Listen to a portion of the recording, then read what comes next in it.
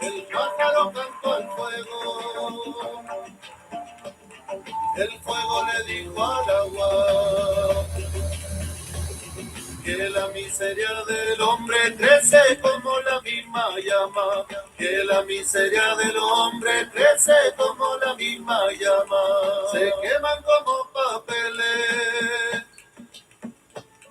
los sueños y la esperanza. El fuego del poderoso como un toro que avanza. El fuego del poderoso como un toro que avanza.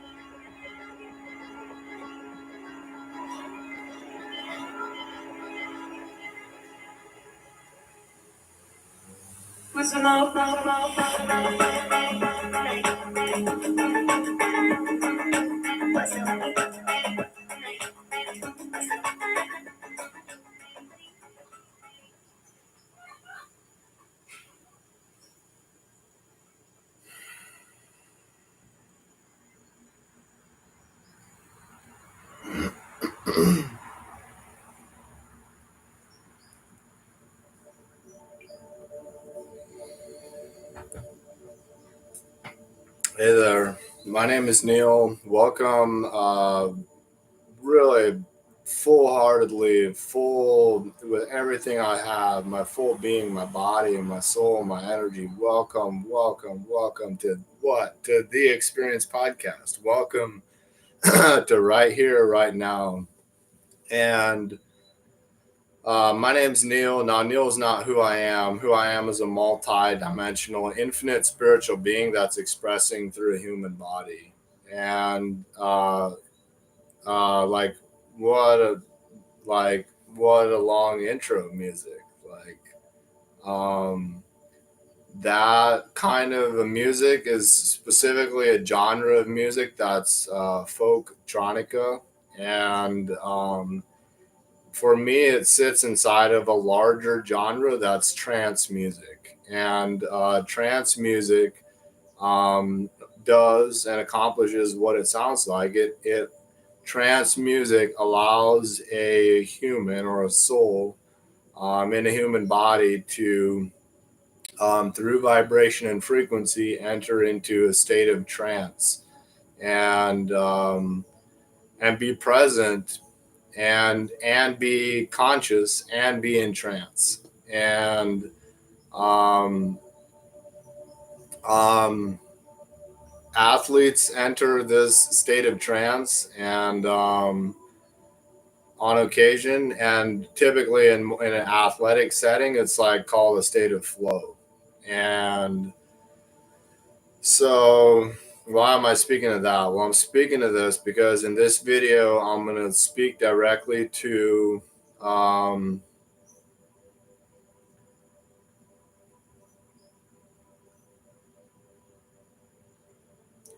demonic entities and how they interact with our chakra system.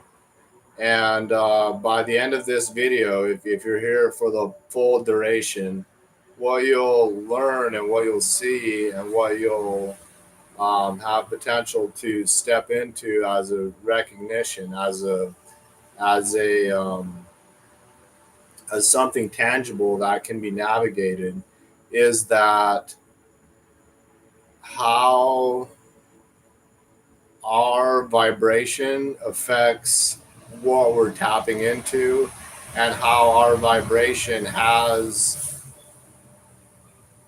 what is tapping into us, and how that relates to the chakra system, and then how that translates into our everyday physical life. So I'm going to start with some invitations. I invite you, excuse me, I invite you to join these live streams. These live streams are happening every Wednesday at 3 o'clock p.m.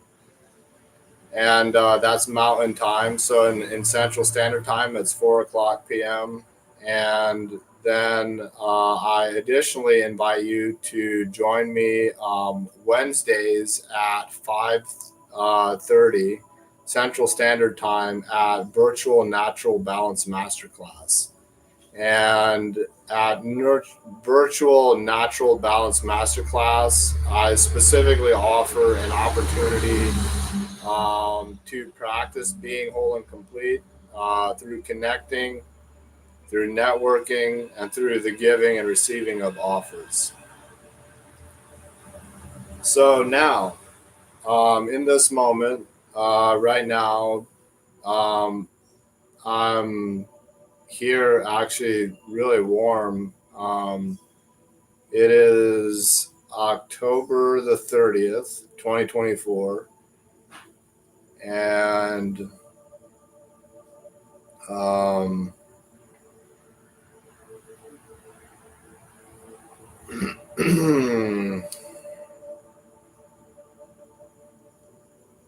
when I think of the human body, I think of a plant. And a plant goes through a cycle. Now, a human body isn't a plant, but I can relate it to a plant. There's certain components that are directly transferable between plants and humans, and then there's other components that are distinct, that are obviously different. What I'm going to be speaking to right now is the components that are similar. And one of the fascinating similar components that I found fascinating is that with plants and their relationship to the moon cycle. And when there's a full moon, for example, um, a plant is drawing up water from beneath the earth, and it is drawing up like life force energy in this water, in its sap, in its fluid inside the plant, and it has on a full moon a lot of this fluid is in the upper portions of the plant, in its branches, in its leaves, and it's up. So there's this drawing up, and how that relates to a human is on full moons, our fluids rise in our body, and they specifically rise upwards, more into our head, more into our shoulders, and this upwards motion is a motion that when that happens on a full moon, when our fluids go up, there that fluid is moving through our energy centers, and the Hindus have called these energy chakras, which is translatable to wheels of light, like wheels of energy. And so when that upward movement occurs, it can only occur if that chakra channel, that chi channel, that life force channel in a human body is open and is available for that energy to flow through. Now, with a human,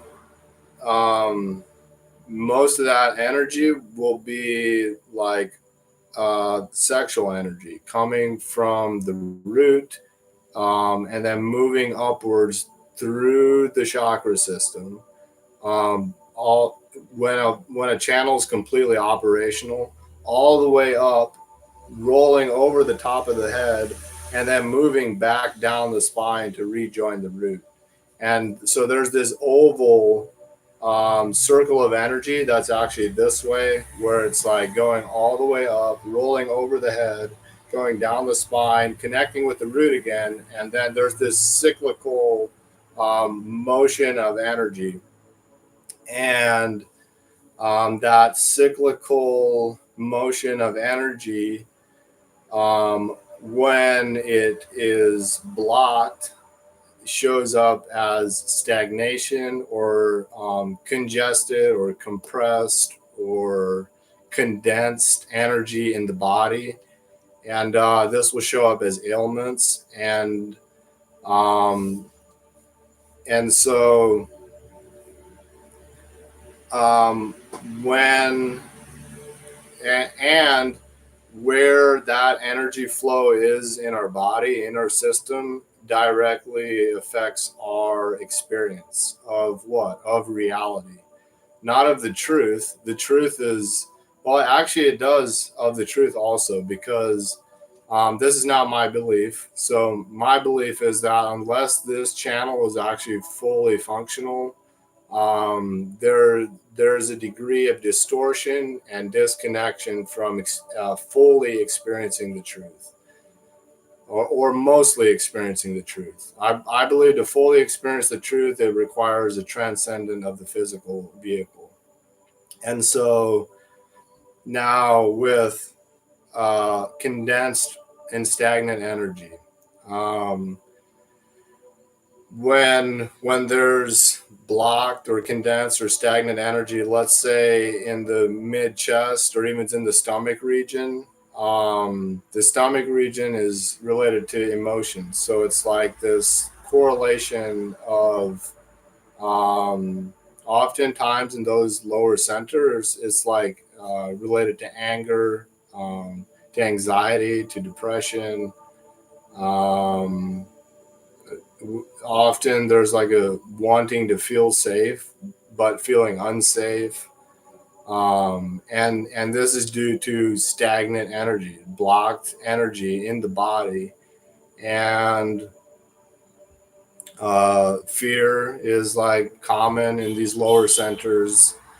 And um, how to be present also is through having energy flow open and moving in the body. And so presence is a result of free flowing god-given energy flowing through the body, um, unobstructed, completely harmoniously, gracefully flowing.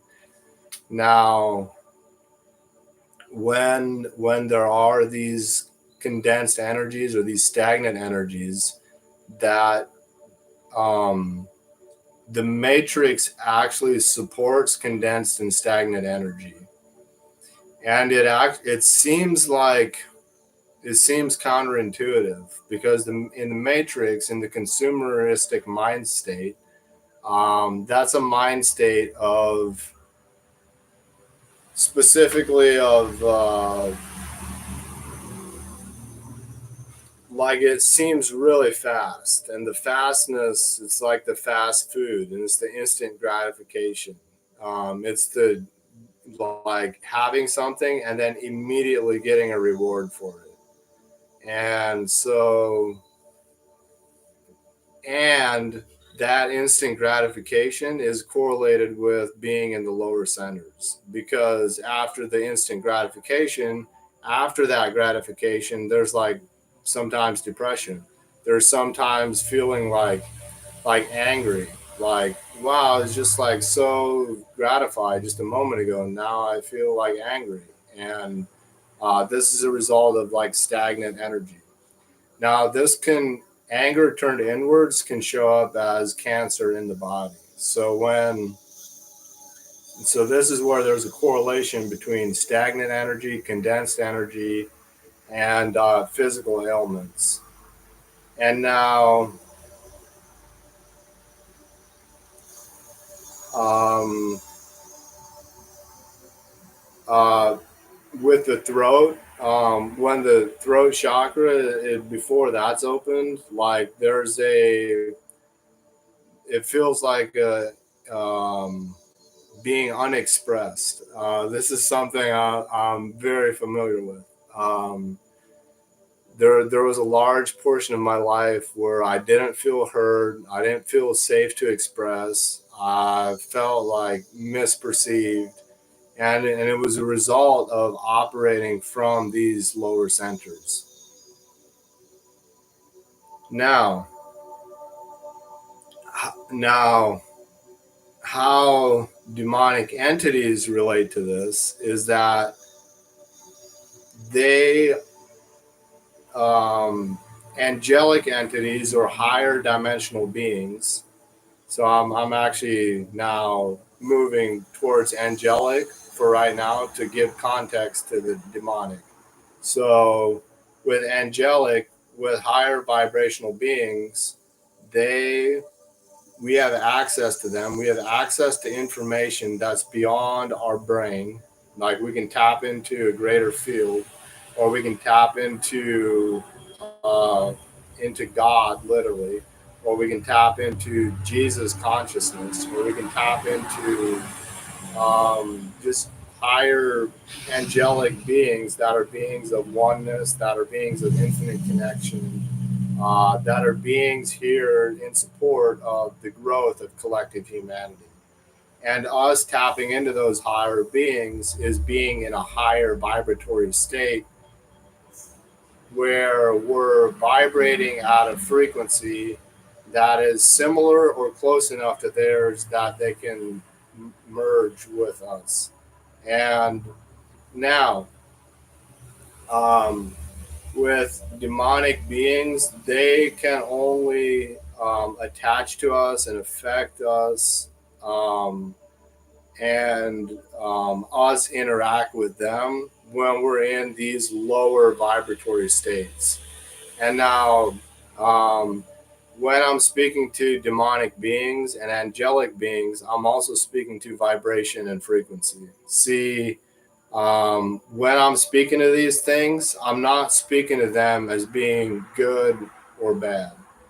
What I'm speaking to is demonic beings are inherently low vibrational, um, self centered I consciousness, like a consciousness of me and and fuck other people, and a consciousness of self-centeredness. um, Demonic low vibratory energies are typically angry energies, fear-based, and so those beings, which are also energies and vibrations, when we're in our lower centers, when we're vibrating out of place of anger, or we're vibrating out of even a place of sadness, when we're vibrating out of place of unsafety, um, there can literally be spirits of anger that like attach to the stagnation and the condensed energy center, the chakra in our body. And this is what I believe, so I'm not professing this to be the truth. What I'm sharing right now is what I think and what I believe. And so what I think is that these beings, these demonic beings, these low vibratory beings can attach to uh, our lower energy centers when we're in a low vibratory state. And this can like literally show up as being a spirit of suppression or a spirit of depression, and it's an energy. And what's specific and what's unique here with what I'm speaking to is that we are the ones that are vibrating at the frequency of depression, or the frequency of suppression, or the frequency of unsafety, or the frequency of anger, which is what gives capacity for these beings that are literally vibrating at that similar frequency, possibly the exact frequency, to um, merge or connect with us in such a way that that frequency that we're at can be prolonged by these things, by these energies, by these vibrations. And we're responsible for being in low vibratory states, and we're responsible for being in high vibratory states. And from a victim's point of view, when how a victim would see this is they would see that an entity can affect, or like, let's say it's an entity of anger or a vibration of anger, can interact with their energy centers and prolong it, and they're not able to do anything about it. But that's bullshit. That is a made up story. And what the truth is that we can do something about it. We not only can do something about it, it's our responsibility to be responsible for the frequency and for the vibration that we're putting out. And as we go from this victim brain state, or as we go from this hero brain state, that gives us literally opportunity to uh, go from seeing these things as something that we're not able to change to recognizing that, hey, like, yes, there's these things that are interacting with me and that I'm interacting with, But the only reason that that's happening is because of the frequency and the vibration of where I'm coming from. And where I'm coming from is determined by either the stagnation or the condensedness of energy in my body, or the openness of that flow in my body. So either the stagnation or the openness will determine where I'm coming from.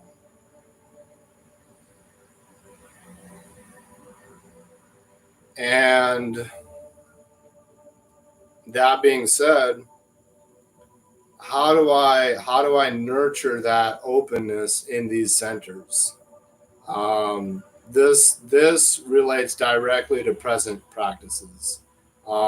Listening to high vibratory music is one of the most effective, efficient ways to enter higher states of consciousness through literally vibration and frequency. That's literally what music is. It's a verse that has frequency in it, and when we listen to high vibratory music, we can literally, and over time, our body naturally matches the frequency of the music that we're listening to. And so music is like a key component in having this energy flow occur. And now if you're good being angry, and if you're good being sad, and if you enjoy being depressed, and if you like feeling suppressed, and you have this affinity for anxiousness or anger, you're not going to want to like listen to high vibration music. So the things I'm sharing, if you like being in a low vibratory state, that's great. Just don't do what I'm about to speak to, because what I'm about to speak to will have you level up. Will literally have you raise your energy. Will have that condensed stagnant energy go into flow, and then once that flow is happening, there's an expansiveness and there's an opportunity to come from somewhere that somewhere can be a place of joy. That somewhere you can literally come from gratitude. That somewhere you can literally come from love, like literally transcending anger, letting it go and come from love. But if you want to hold on to your anger, and if you really love it, just like great, but you probably don't want to do what I'm about to speak to. So high vibratory music, that's one. Another component is exercise. So exercise can and does generate heat. Heat is one of the ultimate alchemizers. Now, there's a component in this that I haven't really touched on, which is the component that is the transcendent of both the demonic and the angelic. This component is the God component. You can call it source, you can call it higher self, you can call it whatever the fuck you want to call it. Well, I'm going to call it in this video as God. And so the God component transcends both the angelic and the demonic. The angelic and the demonic exist inside of the God component, inside of the generative principle. And so through surrender actually is the only way to have full flow, to have full access to our, and it's not even ours, to God consciousness, to Christ consciousness. The only access fully to that is surrender. And a surrender to Jesus, and a surrender to God. And they're actually the same thing, but the only thing is a distinction where Jesus being God in form. And surrender to God is what has access to this energy flow occur. And then as we keep surrendering, we're directed in ways to open up our centers that give us capacity to have the experience of God in our life, to not only think it, to not only know it, to not only feel it, to not only see it, but to simultaneously see and to feel it, which is to fully experience it. And so that surrender, that's like really, really, really, really, really the most important thing. And then after surrender comes action steps, which can be like listening to high vibratory music. It can be exercise. It can be going to a sauna. And now you can go do these things without surrender. You can listen to high vibratory music. You can listen to, or you can exercise. You can go to a sauna.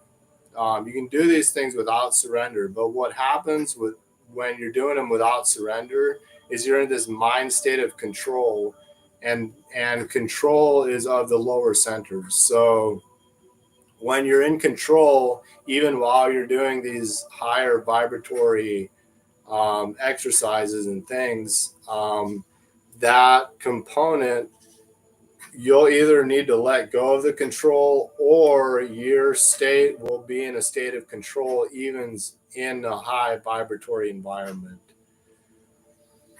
So now, heat. Heat is the ultimate alchemizer. So our body's natural tendency is to heal itself. With heat, this heat is life also. So coldness is like, that's like a dead body. When there's heat, there's aliveness, there's movement.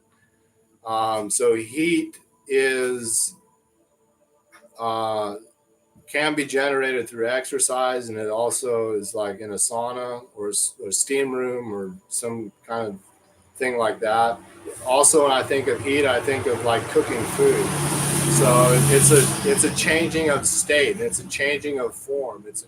Heat is a transformer, and when we surrender to God, He usually turns up the heat in our spiritual lives to transform us literally from the inside out. And this heat that uh, this heat that is the transformer. This specifically is what can have bones heal. It's what can have muscle tissue heal. It's what can have things that we thought were stuck. Like I literally had something with my back that I thought, like, I didn't know if it was broken, but what it was condensed and contracted and tight. And what I continued doing was exercise and warming it up and doing subtle movements with it. And over a period of time, the condensed energy that I was feeling in my back, I felt it release and open and expand, and energy flow again. And it was like a release, and it generated a new way of being, and literally how I showed up. And so now when that energy flow happens and you can come from a place that's like a higher vibratory place, what you'll find is our outside environment is a direct reflection of our internal state, our way of being. And so as we vibrate up, as we level up, as we open our energy flow, we let go of the spirits of anger and the spirits of sadness and the spirits of depression and the spirit of feeling unsafe. And you might think these are just like ways of being. And there's also like entities that are demonic entities that can latch onto us when we're in these states. And we're responsible for them latching on by being in these states. And so we're also responsible for vibing up, for leveling up, for literally going to a higher state of consciousness, and through letting go of the anger, letting go of the sadness, through surrender. And then as we surrender these things and we step into a dimension of gratitude, a dimension of love, a dimension of peace, those demonic entities, they literally have no access to us. And what now has access from a dimension of gratitude and peace and love and joy are entities that are angelic, that might be our higher self. Literally, we have capacity to tap into God consciousness. We have the capacity to tap into Christ consciousness, and it's specifically at the level that we're vibrating at is the capacity that gives us to tap into that. And then as we vibrate higher and as our energy flow is moving and is actually flowing gracefully and easily, what also happens is that our external environment shifts to an environment of ease, to an environment of grace, to an environment where we're respected and we respect others, to an environment where there's more than enough food, there's more than enough water, because it's like easeful. It's like we literally don't need um, to like, we don't need to like, when we come from these higher vibratory states, like our home can change, our location where we live at can change, the people we're around can change, the conversations we have changes, everything changes, but it all starts internally, and it all starts with surrender to God.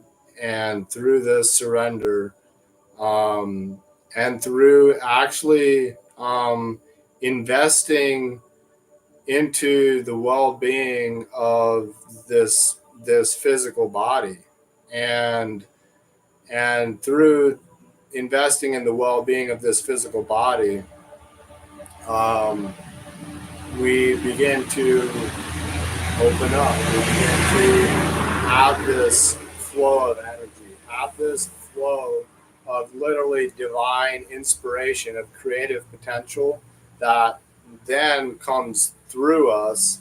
And now we're also co-creating. We're always co-creating, but now we're co-creating from angelic realms, from realms that are of higher vibration. And so when we're in the physical environment, in the 3D reflects those higher realms. And it might look different, but what is the same is the vibration and the frequency that is felt in this new environment, with these new people, with new conversations. And I believe in you. You got this. We got this. And what I believe in is that I believe in your capacity to be responsible for how you show up in front of God, and then how you translate how you show up in front of God in your interactions with people and your interactions with the environment.